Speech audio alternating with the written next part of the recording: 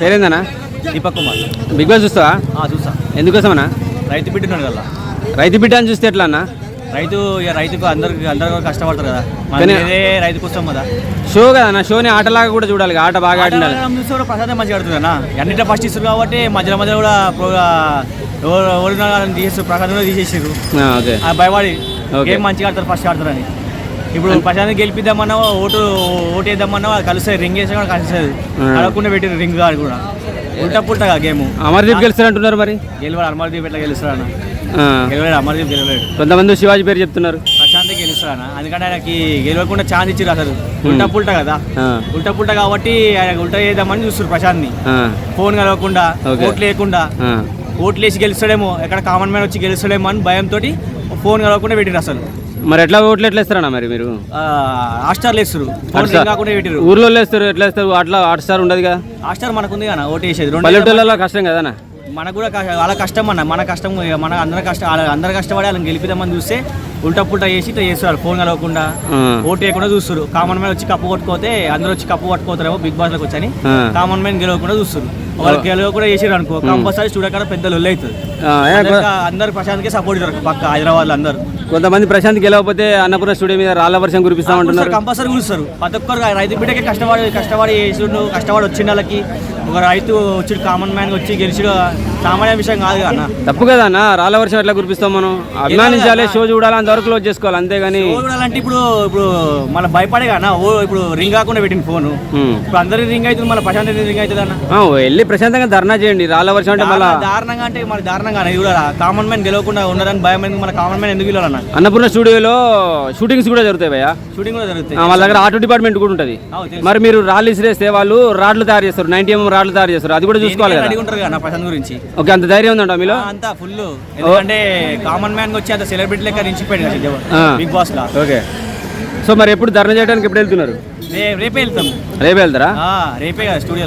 మరి దానికన్నా ముందు కప్పు గెలవాలని చెప్పేసి ముందే వెళ్ళి ధర్నా చేస్తే కప్పు ఇస్తారు కదా, భయపడేసి. ఆల్రెడీ అందరూ చెప్తూనే ఉన్నారు కదా, ఓట్లు వేయాలని, కంపల్సరీ వేయాలని, ధర్నా చేయాలని అందరూ అంటూ ఉన్నారు అక్కడెక్కడ. ఓకే, ఎందుకంటే జెన్యూనిటీ ఓటింగ్ అనేది బయటపడుతుంది ఆటోమేటిక్గా. పడుతుంది కదా. సో రిక్వెస్ట్ చేయండి, కురకపోతే ధర్నా చేయండి. రిక్వెస్ట్ చేసే ఉన్నారు అన్న, రిక్వెస్ట్ చేయాలని ఇప్పుడు అందరూ లొల్లి చేస్తా అంటారు. ఫస్ట్ రిక్వెస్ట్ చేసారు అందరూ. ఈ వారం నుంచి అసలు ఫోన్ రింగ్ అవుతుంది అసలు, ఎన్నిసార్లు ట్రై చేసిన.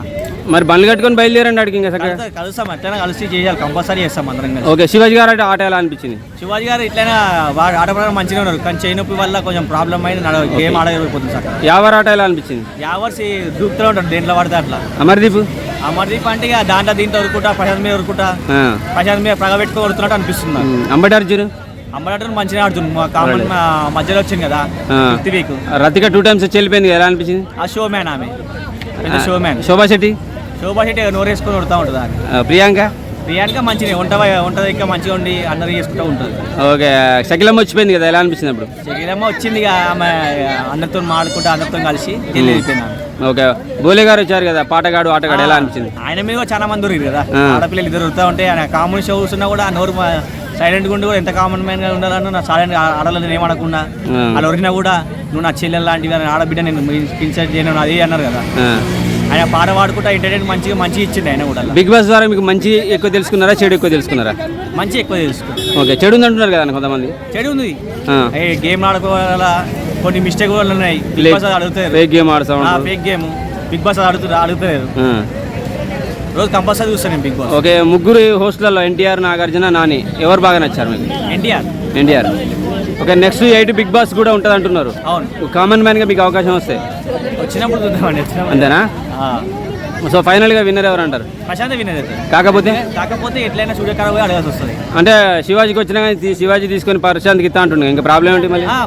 శివాజీ గెలిస్తే ఎట్లయినా ప్రశాంత్ గెలవాలని కోరుకుంటాడు, ఎందుకంటే ప్రశాంత్ సపోర్ట్ ఫస్ట్ శివాజీ ఉన్నాడు. అదే ఆయన గెలిచిన తర్వాత శివాజీ ఆయన గెలిచిన తర్వాత కప్పు వాడికే ఇస్తా అన్నాడు కదా. ఇస్తాడు ఎట్లయినా, ఎందుకంటే శివాజీ అన్న తమ్ముడు లెక్క చూసుకుంటు ప్రశాంత్. ఫస్ట్ అట్లా చూసుకుంటుండు, ఒక కామన్ మ్యాన్ వచ్చి ఇట్లా చూసుకుంటున్నారా నువ్వు గ్రేట్, ఇంకా ఇట్లా మా ముంగడ గ్రేట్ లెక్క పోటీలా సింహం లెక్క దూకి ఆడుతున్నావురా గేమ్, నువ్వు అసలైన మొగోరా గేమ్లలో భయపడి కొంచెం మంది తీసేస్తారా గేమ్లకి వెళ్ళి, అదే అన్నారు ఇట్లా.